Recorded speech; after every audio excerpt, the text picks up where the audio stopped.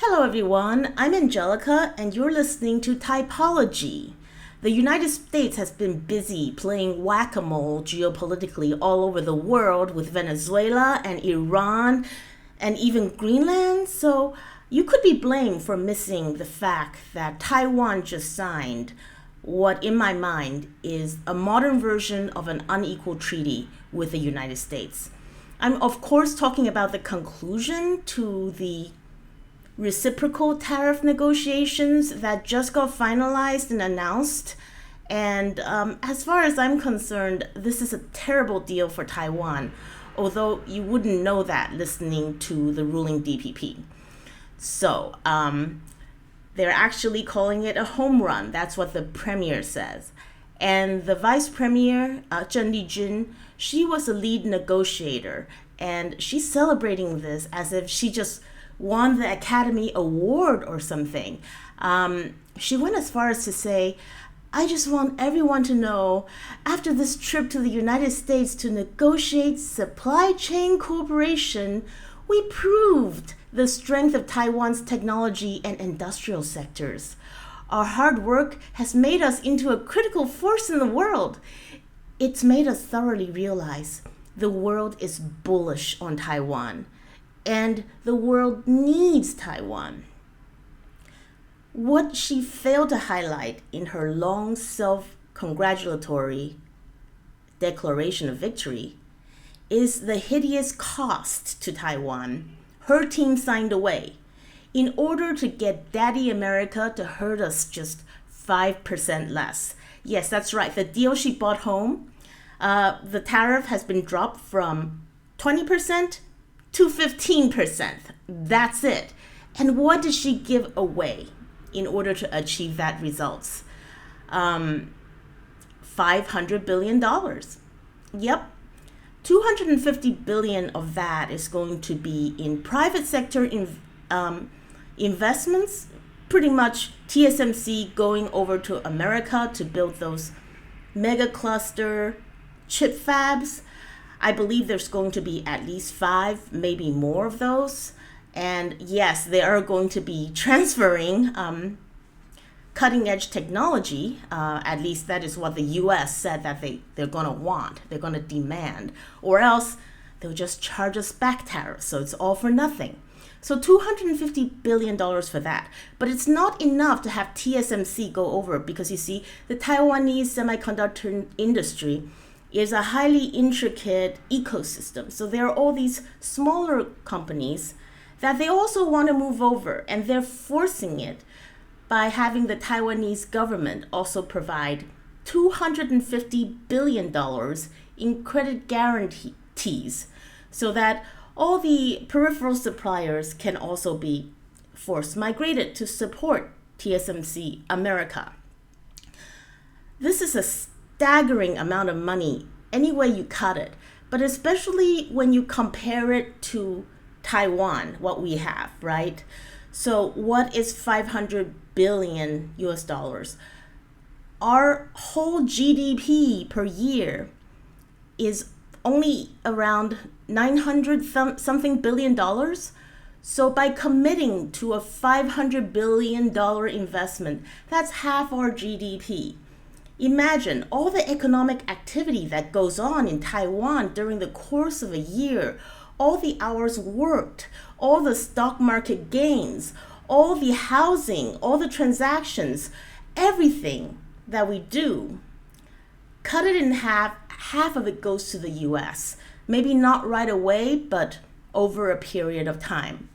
So this is just absolutely sickening. I did the math, and if you divide it up, for every man, woman, and child, so 500 billion US dollar divided by 23 million Taiwanese, roughly, that's about 22,000 US dollars for every man, woman, and child in Taiwan. That's the amount of capital. Instead of investing it in Taiwan and helping our company and creating Taiwanese jobs and building housing that's needed by Taiwan, that's going to the US instead. And to put insult on injury, that's Isn't that supposed to be our silicon shield? Isn't that what the DPP has been saying for time out of mind, which is that it is our edge in semiconductor production that is supposed to be keeping Taiwan safe? What are we doing here? To put it in another context, $500 billion, that's enough to fund social welfare in Taiwan, which including healthcare, for almost 20 years. That is amount of money we've committed to transport our semiconductor supply chain, pack it up, and deliver it to the US of A. So while the money is not completely lost in the form of a tariff or a tax, it's definitely not the optimal business decision. Even if TSMC would want to move some production out of Taiwan, the United States would not be the optimal target just because of its wage structure, its land cost structure, talent availability. So you can bet that TSMC would not be making this decision if it were not for the insane geopolitical pressure brought to bear from the United States to Taiwan. Think about it this way. Without the US coercion, how much would you have to pay TSMC to transfer its core technology to anybody else, right? It's probably not even available at any price because it's so precious. It is the most coveted technology on the planet. But not only are we agreeing to transfer it to the United States, it's going to the cost of the transfer is going to be done on our dime. That's like, imagine a bandit coming to your house to take your most valuable belongings, but instead of taking it with them, they're saying, well, we want this, that, and the other, pack it up nice and send it to my house. Don't break anything. So this is a staggering, historically bad deal that Taiwan is getting. And this is even comparing to regional US allies. Let's compare it to Japan. Japan is getting strong-armed to invest too, and it's getting strong-armed to invest $550 billion, more than Taiwan, right? But then you have to consider that the Taiwanese economy is about 1/5 the size of the Japanese economy. So when you work it out in terms of a proportion of the GDP, instead of like 50% for Taiwan, it's really more like 13% of Japan's GDP. Korea is investing $350 billion, and that works out to roughly 18% of South Korea's GDP. In short, a Taiwanese person is effectively pledging nearly 5 times more capital than a Japanese citizen, and over 3 times more than a Korean citizen, in order to maintain the same 15% trade status with the United States. What's worse, the Taiwan's deal includes this deep integration clause, and there are milestones to be met. According to the U.S. Commerce Secretary Howard Lutnick, he was speaking on CNBC, and he said, the objective is to bring 40% of Taiwan's entire supply chain and production domestically into America. And the goal is to reach this percentage during Trump's term. That might be just physically impossible, but that is the goal. He also described that the combined investment pledge by Taiwan as a $500 billion down payment, which is worrying. What it says to me is if they can, whatever they can get, they will want more. As long as Taiwan do not resist in a meaningful way, the Trump administration is always going to go back for another squeeze as long as there's more juice coming out, right? So the Taiwanese response seems to be pure cope. A lot of Taiwanese, especially in the pan-green camp, they say things like, oh, yeah, we're just like placating Trump. This isn't real. We're not really going to invest at all in day one. we're going to just slow walk the investments until Trump is out of office. And then at that point, we'll just pedal it back. And, I'm sure we'll get a more supportive American president soon. And then maybe the whole thing wouldn't matter. This is so incredibly naive. People don't get it. They still think that there is a normal to go back to. They still think of Trump as being an anomaly, rather than this is simply how the United States is now. Trump just took the mask off. But even if we get a nicer, gentler, sweeter person the next time, they're not going to go against America's fundamental interest. So they might say please and thank you. They might act a little bit more genteelly. But if you made those promises, if you said you're going to do those tech transfers, if you pledge to make those investments, you can bet your bottom dollar that they are going to follow through on that.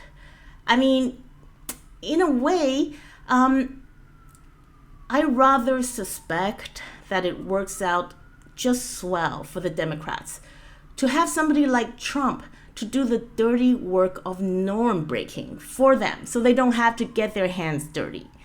But you are completely deluded if you think they're going to let Taiwan off the hook.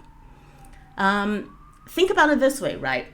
If Trump managed to successfully coerce Denmark into giving up Greenland to the United States, all the Democrats, Congress, they're complaining about that now. Yeah, Trump is upsetting our allies. This is terrible. But do you seriously believe if Trump manages to get Greenland as a property of the United States, that any American president, whether Republican or Democrat, are ever going to give it up? Of course not. Of course not. They're once it's in their possession, they're never going to give it back. And that this way they kind of get to eat their cake and have it. They get to be the nicer, genteel, the party that's upstanding, and they get to enjoy whatever it is Trump got for America during his term, right? So let's be real. Besides, it's not like Lutnick and friends. It's not like they're stupid, okay? They can easily suspect that Taiwan will want to slow walk this, and they're on the lookout for that, right? So you've also have them say that if the investments don't happen on schedule, then the tariff will go up again, likely to 100%. And if TSMC's U.S. plants don't meet those milestones, Howard Lutnick even said that he will charge back tariffs on the semiconductor that would be going into the U.S. tariff-free now under this deal. So the tariff that he's not charging, he's not just letting it go, it's being added up. And if TSMC don't build those plants on time as they demanded, then they can arbitrarily just charge those tariffs back. Now, I want to remind everybody that Taiwan is the only source for these very high-end chips in the world. And the US AI industry, which is pretty much the only companies holding up the whole entire US stock market these days, are completely dependent on the steady supply of these chips. So objectively speaking, it should be Taiwan that has all the bargaining power, right? So why are we getting the worst deal out of pretty much everybody? And it's because we put ourselves in a bind. We have nobody to blame but ourselves. Long before Trump declared tariff war on the world, we've already put all our eggs into the US geopolitical basket. We hypnotize ourselves into thinking, well, the real threat to Taiwan comes from China. So we're going to do everything that the United States asked us to do. We're going to completely align with them. We're going to take their side in the tech war. We're going to not sell those top chips to China. We're just going to stick by their side, be good little allies, and surely that loyalty would be rewarded. No, that is not the way it works. And when you want to talk about being a good ally, who could have been a better ally ever than the Danish, right? As far as the US is concerned, they can build 10 bases in Greenland if they wanted to. The Danes wouldn't say peep, but they don't want that. They want the actual possession. And they don't care if it harms Denmark's sovereignty. They don't care if Denmark is humiliated, because as far as they're concerned, everything the Dane has done, bending backwards to align with the United States agenda, accommodating them at every turn. I believe Denmark also sent soldiers to fight in America's global war on terror period. None of it matters. It just signaled that Denmark is going to be a really easy target for a shakedown. So that's, and now it's too late, right? The more loyal and compliant you are, the more you're giving the United States leverage. And now that the US have turned decisively into the extractive phase of their hegemony journey, they're not going to, you're not going to be rewarded for being a good ally. There's no loyalty. You're just a soft target. We made ourselves vulnerable to extortion by the United States because we chose them, and we chose to make an enemy out of China. This is exactly what the Danish did when they made themselves vulnerable by aligning with the US over Russia. Now, had Taiwan kept its balance between China and the United States, do you think Trump would have dared pull this move in such a brazen way? I don't think he would have, because if Taiwan has maintained good relationships on both sides, then the US knows that any attempt to harm Taiwan would cause Taiwan to move closer to China in retaliation. That's something that they don't want because it makes China stronger. So we could have probably protected ourselves that way. But because we're in a position where we have no relationship with China, we don't even talk to China, we openly talk about China as if they are our foe, then that avenue is close to us, and it's basically an invitation. Like, Taiwan is an all-you-can-eat buffet as far as the United States is concerned. And the same is true for Denmark, because all of Europe has such an antagonistic relationship with Russia. I don't want to talk about the rights and wrongs of it, but the fact of the matter is, if they weren't de facto at war with Russia, they would not be so afraid of losing the United States as a security partner. Of course, that's the worst kind of security partner to have. It's the kind that you have to bribe to protect you, because let's face it, war is super, super expensive. So the more likely scenario is the United States will just rip you off and then not actually do the expensive part, which is actually provide the deterrence. We see that Ukraine is on its way to being abandoned, and I'm almost certain that if China did decide to invade, we shouldn't expect any cavalry on the way from the United States. What? Just because we gave them all of TSMC? Actually, that makes it less likely that they'll come to our rescue, because they don't need to, because they've got their own chips already. So if I could go back in time, my advice to both Taiwan and Europe would be, don't make an enemy out of your neighbor and rely on a distant power to protect you. It's never too late to wake up and smell the coffee and start making some better choices. However, the DPP is incapable of doing that. They're incapable of doing that because they can't even acknowledge that anything bad is happening. They can't even acknowledge that things are going terribly wrong. So Taiwan is in the process of being robbed blind. Meanwhile, they're returning from trade talks and declaring victory, right? You have Chen Yujin saying, I feel like she feels like $1 million. She feels like she's managed to lower our tariff to the same level as Japan and Korea, and that's a huge win. So